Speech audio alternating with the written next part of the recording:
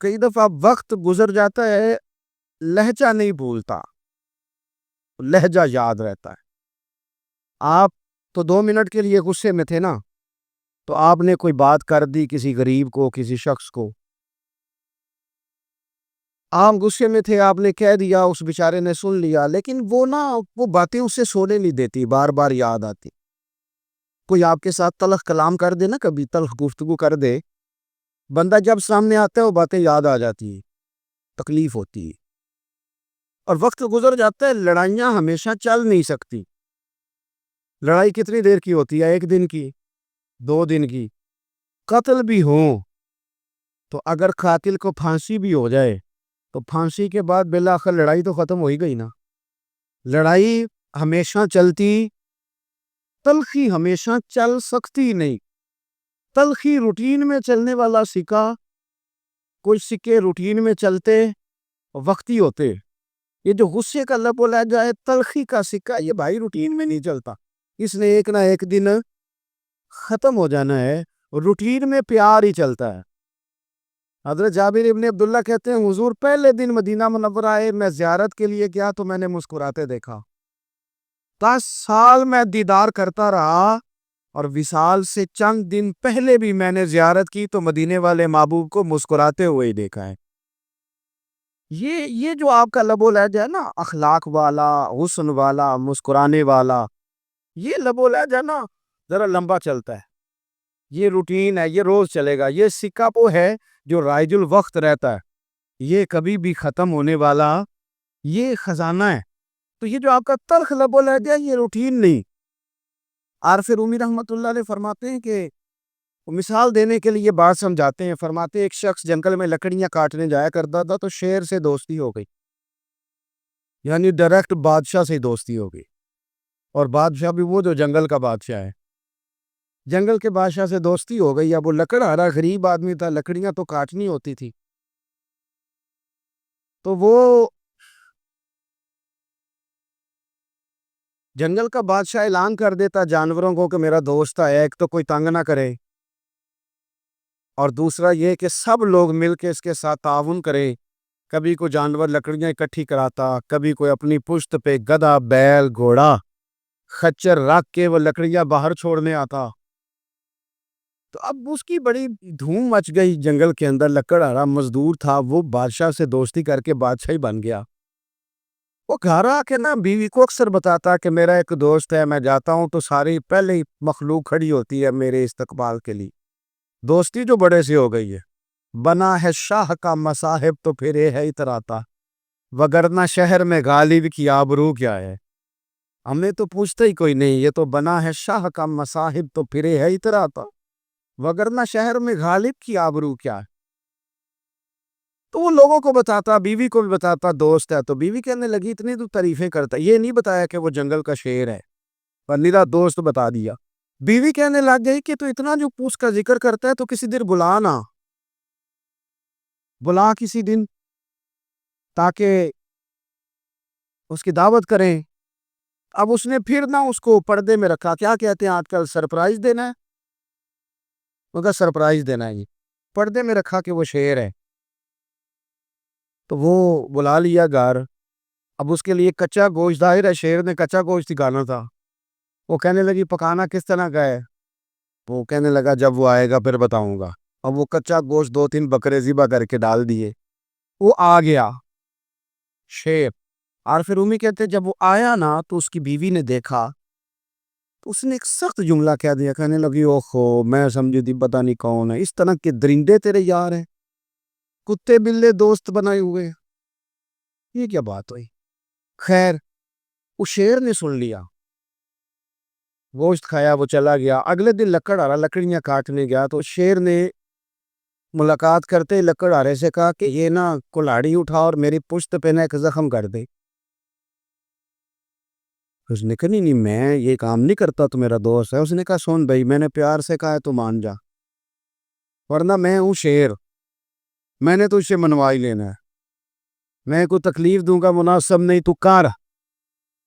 اس نے کلاڑی اٹھائی اور اس کی پشت پہ ایک زور سے زخم لگا دیا، خون بہنے لگا۔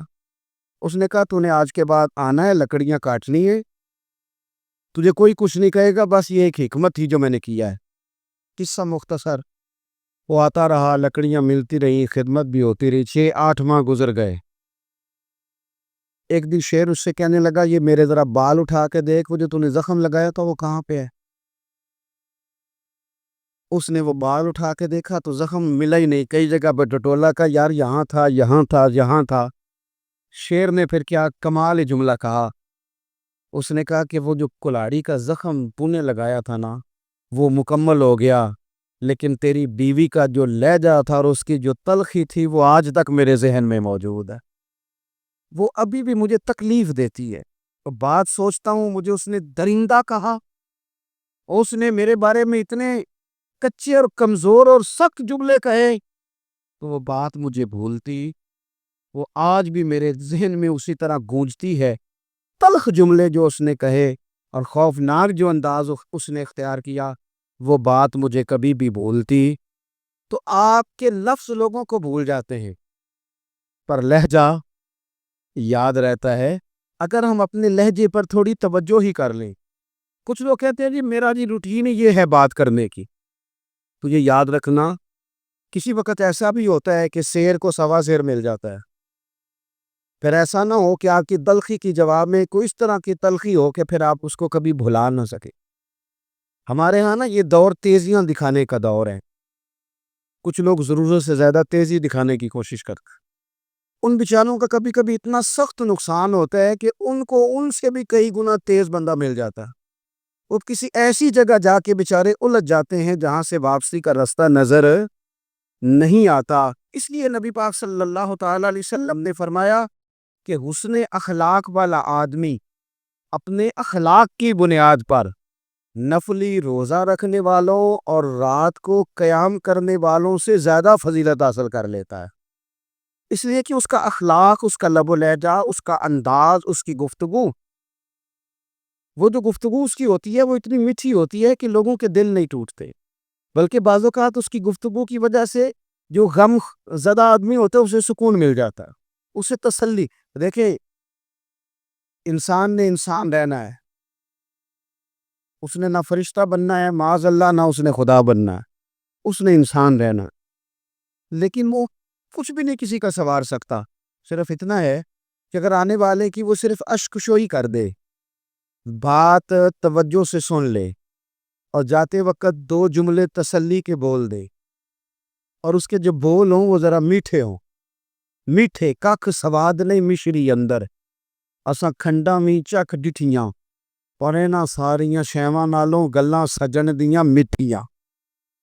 اگر انداز تھوڑا سا شستہ ہو، انداز تھوڑا سا ٹھیک ہو، لب و لہجہ تھوڑا سا ٹھیک ہو، اب ہمارے جو جدید اسکالر آئے ہیں وہ کہتے ہیں باڈی لینگویج۔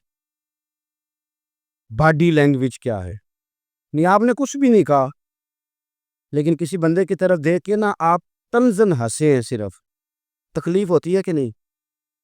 تو آپ نے بات تو کی کوئی نہیں، اس کا مطلب ہے لفظوں کا نہیں، لہجوں کا بھی اثر ہوتا ہے، لہجوں کا بھی اثر ہوتا ہے۔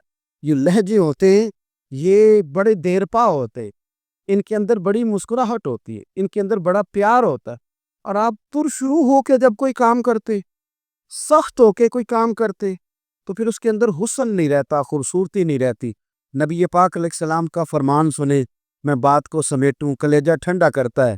حضور نے فرمایا قیامت کے دن میرے زیادہ قریب وہ لوگ ہوں گے جن کے اخلاق زیادہ اچھے ہوں گے، ان کو نہ ذرا نیڑے جگہ ملے گی، قرب میں ذرا جگہ ملے گی، قرب میں۔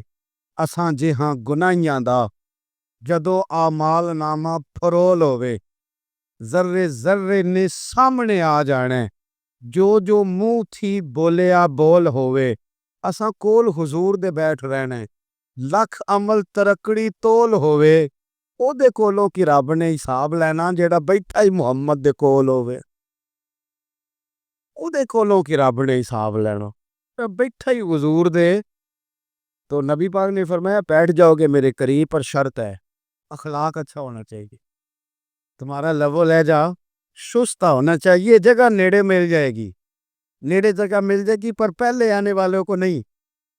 کوئی کہے میں پہلے گیا ہوں تو مل گئی، نہ اسے ملے گی جس کا اخلاق اچھا ہے، جس کا لب و لہجہ ٹھیک ہے، جس کا انداز فکر اچھا ہے۔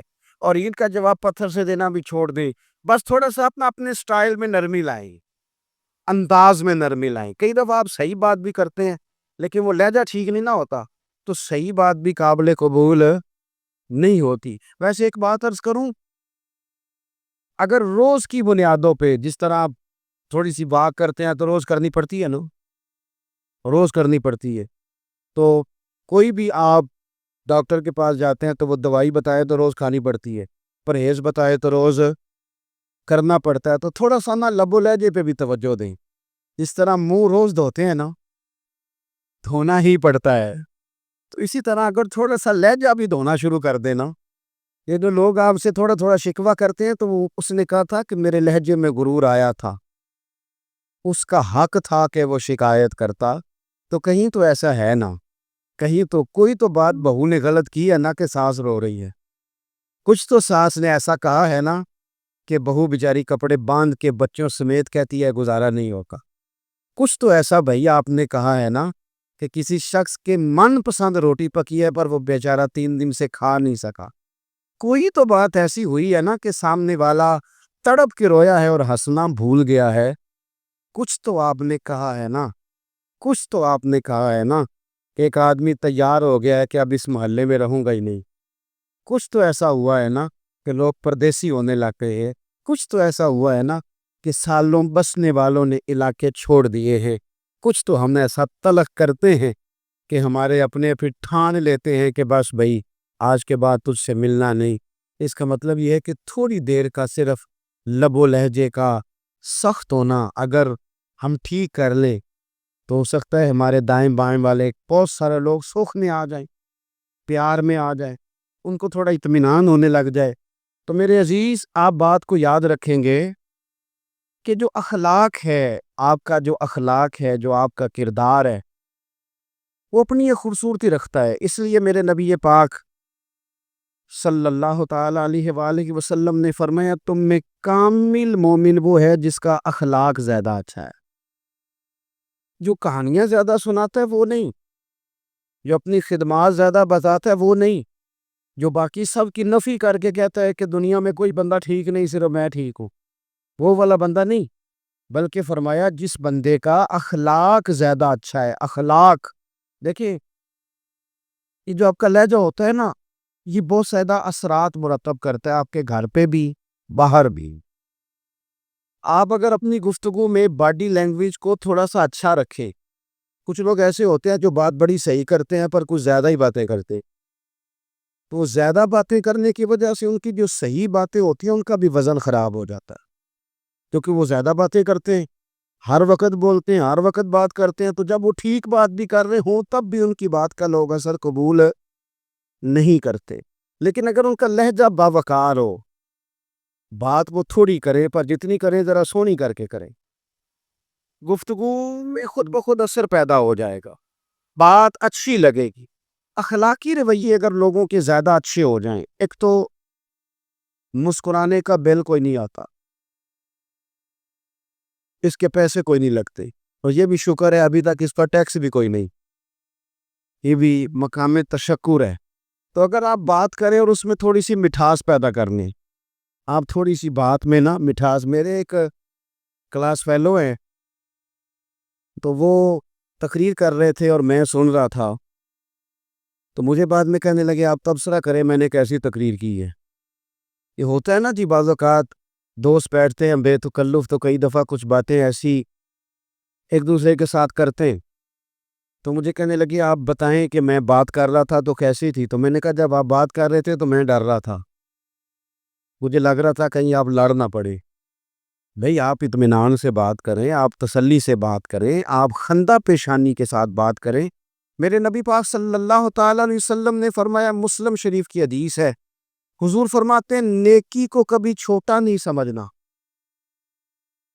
نیکی کو حقیر نہیں سمجھنا، کچھ نہ ہو سکے تو اپنے بھائی سے مسکرا کے بات ہی کر لیا کرو، بات کرو تو تمہارے لہجے میں ترش روئی نہ ہو۔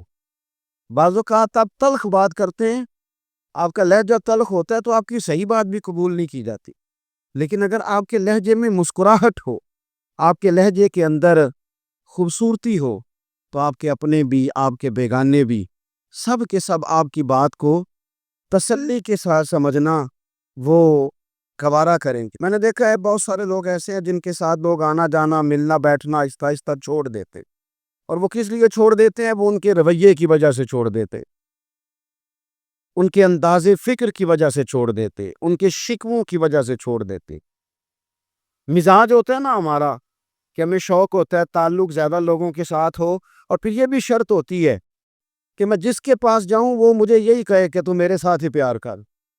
ایک صاحب مجھ سے کہنے لگے کہ یہ میں محفل کراتا ہوں، آپ بھی تشریف لائیں، اور میں 20 علماء کو بلا چکا ہوں اور بڑے بڑے نامور نام انہوں نے میرے سامنے لیے. میں نے ان سے پوچھا کہ جو نام آپ نے لیے ہیں اور آپ کی تصویریں بھی ساتھ ہیں، میں الحمدللہ تسلیم کر گیا ہوں آپ کی بات کو، لیکن سوال میرا یہ تھا کہ کیا آپ نماز بھی پڑھتے ہیں؟ 21 علماء کو آپ نے بلایا یا 20 کو بلایا اور بڑے بڑوں کو بلایا، اور مجھے بھی آپ دعوت پیش کر رہے ہیں، تو نمازی بھی آپ ہیں؟ نمازی بھی ہیں؟ کہنے لگے آپ دعا کریں میں نماز پڑھنا شروع کر دوں. میں نے ان سے کہا خدا کے بندے، اب اگر تو کسی اور کو بتائے گا کہ 20 اتنے بڑے لوگوں سے میرا تعلق کر پڑتا میں نماز بھی نہیں، تو لوگ کیا سوچیں گے کہ 21 مولوی مل کے بھی ایک بندے کو نمازی نہیں بنا سکے. تو آپ اپنے لب و لہجے سے صرف باتوں سے گرویدہ کسی کو کر لیں گے؟ آپ یہ دیکھیں کہ اخلاق کس طرح کا ہے، لہجہ کس طرح کا ہے، آپ کے بات کرنے کا انداز کتنا حسین ہے، اس لفظ کے اندر حسن کتنا زیادہ ہے. نبی پاک صلی اللہ علیہ وسلم بھی تبلیغ فرماتے، ہم بھی تبلیغ کرتے. میں اور آپ جب تبلیغ کرتے ہیں تو اس تبلیغ کے اندر شکوہ ہوتا ہے اور تنقید ہوتی ہے، اور بعض جگہ میں نے یہ بھی دیکھا ہے کہ طنز ہوتا ہے. طنز، ہم دوسرے کو دین کی دعوت رہے ہیں، لیکن ہمارے لب و لہجے سے طنز اور تو شروعی چھلکتی ہے. تو دولت کے پیچھے لگ گیا ہے، تو بالکل جاہل ہے، تو بالکل تیرے خاندان میں سے بھی کوئی نہیں ادھر آتا. آپ طنز کر رہے ہیں، آپ دعوت دین نہیں دے رہے. دعوت دین تو گلدستے میں رکھ کے پیش کی جاتی ہے، اس کی تو ایک خوبصورتی ہے، اس کا تو ایک حسن ہے، اس کی تو اپنی ایک جاذبیت ہے، اس کی اپنی ایک نورانیت ہے. صحابہ کرام علیہم رضوان فرماتے ہیں کہ حضرت سعد بن معاذ رضی اللہ تعالیٰ عنہ کا جنازہ تھا. اللہ کے پیارے محبوب صلی اللہ تعالیٰ علیہ وسلم نے جنازے کی امامت فرمائی، اور جنازے کی امامت کے بعد ابھی نہ قبر کے تیار ہونے میں کچھ ٹائم باقی تھا، تو حضور زمین پہ تشریف فرما ہوئے. لوگ قبر کی تیاری میں ہیں، بعض اوقات ہوتا ہے نا ابھی قبر نہیں تیار ہوئی، تو کہتے ایک لکڑی کے ساتھ حضور نے زمین کوریدنی شروع کر دی، اور دیر تک حضور نے چہرہ نور کو زمین کی طرف جھکائے رکھا، گویا زمین شرف دیدار حاصل کرتی رہی. دیر تک چہرہ نور جھکا رہا زمین کی جانب، حضور نے رخ نور کو پھیر لیا. صحابہ کہتے ہیں کہ ہم نہ بڑے، جب حضور ہمارے قریب ہوتے تھے تو ہمارا خیال ہوتا تھا کہ رحمت کی برکھا ہے، اپنے اپنے حصے کا کرم اڈیل لے اپنے اوپر. فرماتے ہیں منتظر تھے کہ حضور کب ہماری طرف رخ انور پھیرے اور ہم کریم سے کوئی بات سن سکیں. ارشاد فرماتے ہیں کہ ہم بڑے شدید منتظر تھے. دیر کے بعد نبی پاک علیہ الصلوۃ والسلام نے چہرہ انور اٹھایا، دیر کے بعد چہرہ انور اٹھایا. یہ دیکھیں تبلیغ ہو رہی ہے، اور جب حضور نے چہرہ انور اٹھایا تو آنکھوں میں آنسو تھے، رو رہے تھے. اور 3 دفعہ حضور نے فرمایا، کیونکہ قبر تیار ہو رہی تھی، 3 دفعہ نبی کریم نے فرمایا لوگو قبر آخرت کی منزلوں میں سے پہلی منزل ہے، اس کی تیاری کر لو، اس کی تیاری کر لو، اس کی تیاری کر لو. 3 دفعہ حضور نے یہ جملے دہرائے. کیوں؟ ایک میں تبلیغ کرتا ہوں پر اس میں نہ درد ہے، نہ رونا ہے، نہ وہ لب و لہجہ. ایک حضور دعوت دے رہے ہیں قبر کی تیاری کی، لیکن اس میں آنسو ہے، اس میں خاص رغبت ہے غلاموں کے لیے. تو اپنی زندگی کے اندر جو ہمارا انداز تکلم ہے، ہمارا انداز گفتگو ہے، میں کہا کرتا ہوں کہ ہم نہ دین کے لیے جب کلام کر رہے ہوتے ہیں تو شدت ہوتی ہے ہمارے جملوں کے اندر. بعض مقامات شدت کے ہوتے ہیں. آپ جہاد کی بات کر رہے ہیں, ناموس رسالت کی بات کر رہے ہیں, تو کسی جگہ آپ کے لب و لہجے کے اندر شدت کا ہو جانا برا نہیں ہے, بلکہ وہ اچھا ہے. لیکن میرے عزیز, ہر وقت ہی کچھ لوگ تلخ ہیں. انہیں کسی وقت بھی آپ ان سے ملاقات کر لیں, وہ لوگ آپ کو پریشان ہی نظر آئیں گے. حضرت سیدنا عبداللہ ابن عمر رضی اللہ تعالیٰ عنہ روایت کرتے ہیں کہ نبی پاک صلی اللہ تعالیٰ علیہ وآلہ وسلم نے ارشاد فرمایا کہ جنت میں ایسے بھی کمرے ہوں گے, جنت میں کچھ ایسے کمرے, کچھ ایسے مکانات بھی ہوں گے کہ باہر کھڑے ہوں گے تو اندر نظر آئے گا, اور اندر کھڑے ہوں گے تو باہر نظر آئے گا. یعنی ایک تو تم آئینے لگاتے ہو نا, وہ دیواریں اتنی شفاف ہوں گی کہ اندر باہر سے ان کا حسن دکھائی دے گا.